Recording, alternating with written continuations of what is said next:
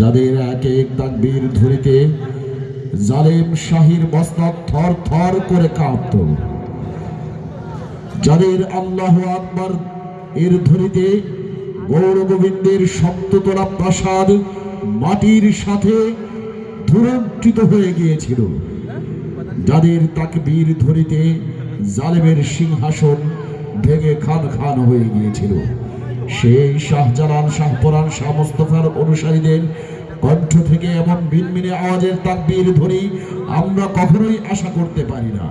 আমি চাইবো আপনাদের থেকে আরো উচ্চ কণ্ঠে মারহাবা তাকবীর ধ্বনির আওয়াজ। পারবেন তো ইনশাআল্লাহ? লিল্লাহিত তাকবীর, আল্লাহু আকবার। হয় নাই আরো জোরে নারায়ে তাকবীর, আল্লাহু আকবার। মাশাআল্লাহ। বোঝা গেল আপনারা এখনো জেগে আছেন। অনুষ্ঠান চলতে থাকবে। আমাদের মাঝে দেশের শীর্ষ শিল্পীরা উপস্থিত রয়েছেন। একে একে সকলকে আপনাদের সামনে উপস্থাপন করার চেষ্টা করব ইনশাআল্লাহ তাআলা।